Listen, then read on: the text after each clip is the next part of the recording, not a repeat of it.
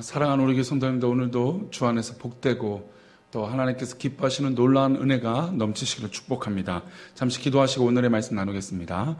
하나님 아버지 감사합니다. 오늘도 주의 은혜 가운데 승리하는 우리 귀한 백성들 되게 도와주옵소서. 감사하고 거룩하신 예수 그리스도 이름으로 기도 올려옵나이다. 아멘.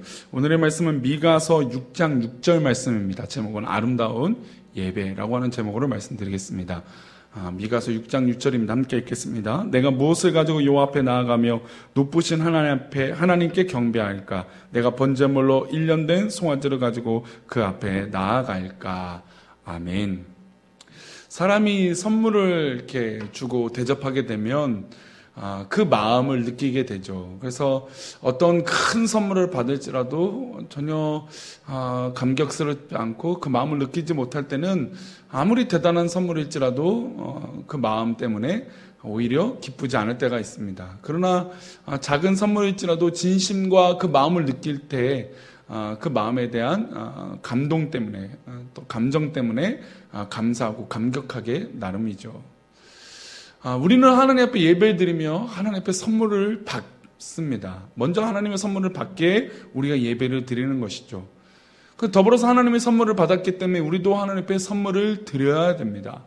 그러면 우리가 하나님 앞에 선물을 드리는 것을 그 중심을 우리가 마치 선물을 줄 때 상대방이 아는 것처럼 우리 하나님도 아실까요? 모르실까요? 우리 하나님도 아시죠. 그래서 오늘 본문에서는 하나님께 드리는 이 예배, 우리가 드려지는 그 선물이 온전치 못할 때 일어나는 일들에 대해서 말씀하고 있습니다. 하나님은 우리 예배를 통해서 무엇을 보느냐? 바로 우리의 중심을 보시고 계십니다. 우리의 중심을 보시고 예배드리는 이의 사연과 감정과 상태를 다 알고 계세요. 그래서 미가 선지자는 당시 유다 백성들이 하나님께 예배드리는 모습을 이렇게 설명하고 있습니다. 6절과 7절인데요. 두 절 말씀 읽어봅니다. 내가 무엇을 가지고 여호와 앞에 나아가며 높으신 하나님께 경배할까? 내가 번제물로 1년 된 송아지를 가지고 그 앞에 나아갈까? 여호와께서 천천의 순양이나 만만의 강물 같은 기름을 기뻐하실까? 내 허물을 위하여 내 맏아들을 내 영혼의 죄로 말미암아 내 몸의 열매를 드릴까? 유다 백성들은 하나님 앞에 이런 예물을 가지고 나옵니다. 1년 된 송아지요. 율법이 정한 제물입니다. 그런데 내가 무엇을 가지고 여호와 앞에 나아가며 높으신 하나님께 경배할까라고 질문합니다. 그리고 번제물로 1년 된 송아지를 가지고 그 앞에 나아갈까라고 질문하고 있어요. 그러니까 왜 이런 질문을 할까요? 사실은 하나님 앞에 드려지는 것은 정해져 있으면 정해진 대로 하면 됩니다. 그런데 인간적으로 타협을 하죠. 1년 된 거에 아무래도 귀하니까 그렇게 할까 말까라고 하는 질문들을 던져요. 그러나 하나님께서 명령하신 율법의 제정의 원리에서는 하나님이 정하신 대로 우리는 순종하면 그 앞에 그대로 드리는 것입니다. 그런데 우리가 우리 뜻대로 우리의 마음대로 그것들을 온전하게 드리지 못하고 하나님 앞에 온전히 구별되지 못할 때가 있다라는 것입니다. 내가 무엇을 가지고 여호와 앞에 나아가며 높으신 하나님께 경배할까? 내가 번제물로 1년 된 송아지를 가지고 그 앞에 나갈까라고 하는 질문 자체가 사실은 성립된 게 아닙니다. 그리고 이런 사람도 있어요. 7절 말씀을 다시 보니까 이렇게 나와요. 여호와께서 천천히 순양이나 만만의 강물 같은 기름을 기뻐하실까? 내 허물을 위하여 내 맏아들을 내 영혼의 죄로 말미암아 내 몸의 열매를 드릴까? 여호와께서 천천히 순양이나 만만의 강물 같은 기름을 이야기하시지 않으셨어요. 그런데 이렇게 많은 양의 제물을 드린다는 건 뭘까요? 과시인 거죠. 돈이 많은 사람들이 그냥 내 것을 과시하고 천이나 만만의 어떤 기름을 바치면 하나님께서 더 기뻐하실 거라고 생각하세요. 근데 거기서는 중요하죠. 물론 많이 드리고 적게 드리고 있는 문제가 지금 이 본문에는 중요한 내용이 아닙니다. 그 중심이 하나님 앞에 과시하기 위해서 하나님 나 이만큼 드려요. 사람들한테 인정받고 과시하기 위해서 그 예물을 드리는 사람이 있다는 겁니다. 그래서 하나님은 이 예물을 정말 기뻐하지 않는 가증스러운 제물이라고 말씀하고 있는 것입니다. 어떤 사람은 인신 제사를 드리면 좋을까? 하나님 기뻐하지 않는 방법들이에요. 하나님이 정해 주신 법과 규례가 있는데, 법도와 규례가 있는데 자신의 방법대로 그냥 자신이 원하는 대로 그 방법들을 만들어가고 해석해버리고 있다는 겁니다. 8절을 볼까요? 8절이 이렇습니다. 사람아, 주께서 선한 것이 무엇임을 내게 보이셨으니, 그러니까 하나님께서 우리에게 정해 주셨어요. 미리 예배가 소중하고 귀한 것이 무엇인지 알려주셨어요. 선한 것이 무엇인지 알려주셨어요. 그런데 우리가 그 알려주신 것을 그대로 따르지 않고 내 마음대로 해석해요. 예물을 드리는 것도 내 마음대로, 예배를 드리는 방법도 내 마음대로. 여호와께서 내게 구하시는 것은 오직 정의를 행하며 인자를 사랑하며 겸손하게 내 하나님 함께 하는 것이 아니냐라고 역설적으로 질문하고 계시잖아요.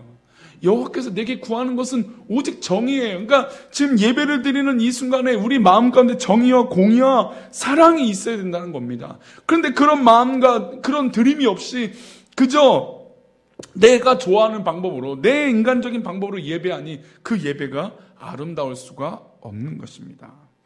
하나님은 정의와 인자가 상실된 예를 조목조목 설명하십니다. 10절과 11절을 볼까요? 악인의 집에 아직도 불의한 재물이 있느냐? 축소시킨 가증한 에바가 있느냐? 내가 많이 부정한 저울을 썼거나 주머니에 거짓 저울추를 두었으면 깨끗하겠느냐?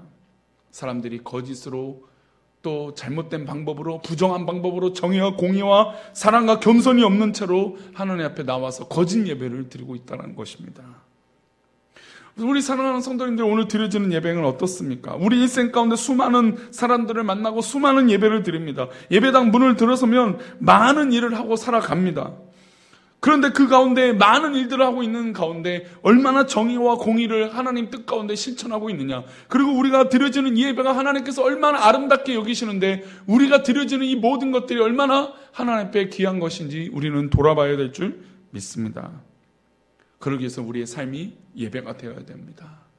우리가 만나는 사람, 대화하는 사람, 어디 있든지 무엇을 하든지 우리의 모든 조건들이 하나님께서 기뻐하시는 아름다운 것이 되어져야 될 줄 믿습니다. 그러니 사랑하는 우리 성도님들, 하나님 앞에 예배의 정성을 다하십시오. 믿음을 다하시고 정의와 공의를 우리 삶 가운데 실천해서 그 열매를 가지고 하나님 앞에 나아보십시오. 하나님, 내가 이렇게 살아왔습니다. 하나님, 내가 이 길을 걸어가고 있습니다. 하나님, 내가 이렇게 살고 있습니다 라고 믿음으로 고백한다면 하나님께서 우리 예배를 기뻐 받아줄 줄 믿습니다. 그리고 명심하십시오. 우리의 삶이 바로 예배입니다. 그러니 오늘 하루도 살아갈 때 삶의 예배에서 하나님 앞에 고백하며, 하나님, 내가 여기 있습니다라고 고백하며 기쁨으로 승리하는 우리 귀한 백성들 되시기를 축원합니다. 진정한 예배자가 되십시오. 오늘 하루도 예배로 사시기를 축원합니다. 기도하겠습니다. 하나님, 오늘 우리가 하루를 살아갈 때 귀한 하루가 하나님 축복으로 말미암아 예배가 되게 하여 주옵소서. 하나님 기뻐하시는 일들이 일어나게 하여 주시고 우리 또한 하나님 기뻐하시는 삶을 살 수 있도록 복을 내려 주옵소서. 우리 함께 하시며 인도하시기를 믿고 감사하고 우리가 온전한 예배를 드리는 예배자가 되길 소망하고 거룩하신 예수 그리스도 이름으로 기도하옵나이다. 아멘.